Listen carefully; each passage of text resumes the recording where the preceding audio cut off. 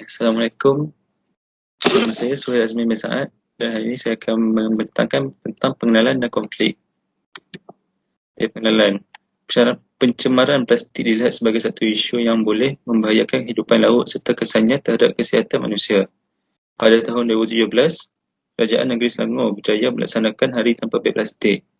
Pada awalnya, ia hanyalah dilaksanakan pada hari Sabtu sahaja, tetapi kini ia dilaksanakan pada setiap hari dalam seminggu.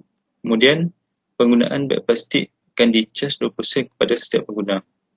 Oleh sebab yang demikian, ramai yang tertanya-tanya, adakah cas 20 sen bagi penggunaan beg plastik itu adalah langkah untuk mengelakkan pencemaran atau hanya untuk mengaut keuntungan dari duit rakyat? Dalam konflik yang timbul berdasarkan tajuk yang diberikan, berdasarkan pemerhatian yang diperoleh dari salah satu artikel yang bertajuk "Ke mana 20 sen kami?". Artikel ini disiarkan pada Ahad 22 Januari 2017 pada pukul 5.18 pagi. Dalam artikel ini, mereka menyatakan bahawa kenapa tidak menggunakan beg kertas berbanding beg plastik, sedangkan langkah ini lebih menguntungkan pengguna dan penjual. Kemudian, cas 20 sen bagi setiap beg plastik dilihat sebagai satu langkah yang dapat membebankan pengguna, tapi ia hanyalah cara untuk mengurangkan penggunaan plastik. Masih tertanya-tanya lagi, ke mana perginya 20 sen itu disodorkan? Adakah tindakan ini hanya memberikan keuntungan berlipat kali ganda kepada penjual serta membebankan rakyat atau sebaliknya? Sekian daripada saya. Terima kasih. Assalamualaikum dan selamat sejahtera. Saya Ahmad Taufik Ismail bin Ahmad Zaki, memegang matrik number A169-159 akan menceritakan tentang faktor yang menyumbang kepada konflik. Pertama sekali, ia tidak dapat menimbulkan kesedaran. Kutipan wang sebanyak 20 sen itu langsung tidak dapat menyedarkan para pengguna. Kedua, beg plastik masih banyak di sekeliling.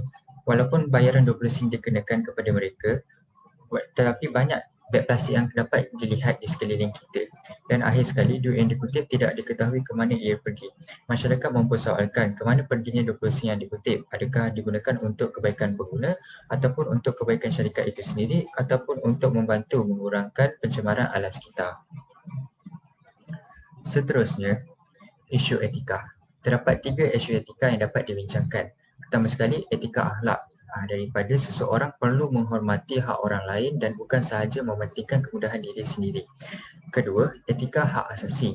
Dapat dilihat sebagai contoh, pengguna perlu mempunyai etika hak asasi dengan kesedaran untuk menjaga alam sekitar demi menjaga hak asasi orang lain kerana mereka berhak mendapat alam sekitar yang bersih dan sihat. Dan akhir sekali, etika utility dapat dilihat dengan mendahulukan generasi yang akan datang dengan mengekalkan alam sekitar yang berkualiti. Assalamualaikum dan salam sejahtera. Nama saya Muhammad Hafiz bin Kamari, penomborkan matriks A169313, dan hari ini saya akan membentangkan mengenai cadangan penyelesaian dan pengajaran daripada isu ini.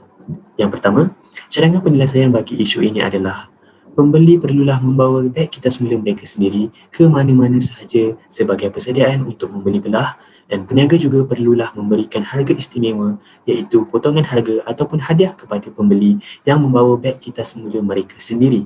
Seterusnya, peniaga perlulah menggantikan penyediaan beg plastik kepada penyediaan beg kertas ataupun kotak yang lebih bersifat mesra alam berbanding beg plastik.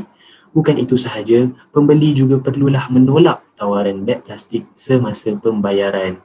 Dan yang terakhir, peniaga perlulah berhenti menyediakan beg plastik kepada pembeli dan meletakkan tanda bebas plastik sebagai tanda kesedaran kepada pembeli.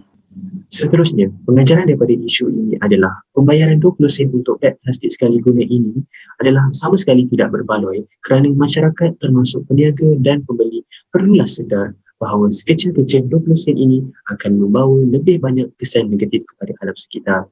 Bukan itu sahaja, matlamat utama kempen ini iaitu bagi mengurangkan penggunaan beg plastik dengan mengenakan caj 20 sen juga tidak mencapai matlamatnya kerana pembeli tetap juga akan membayar caj tersebut kerana bagi mereka caj tersebut hanyalah sekecil 20 sen sahaja.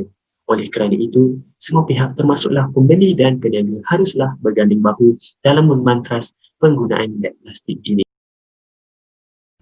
Assalamualaikum, saya Umi Syah binti Azhar akan membentangkan bahagian kesimpulan. Kesimpulannya, pembuangan beg plastik ke dalam sungai maupun longkang telah mencetuskan kawalan penggunaan beg plastik oleh pihak kerajaan. Hal ini demikian kerana pencemaran sungai boleh menjejaskan kehidupan akuatik dan kesihatan manusia, manakala longkang yang tersumbat turut menyumbang kepada banjir kilat. Penggunaan setiap helai beg plastik dicas sebanyak 20 sen di seluruh pasaraya telah mendapat banyak tentangan daripada masyarakat.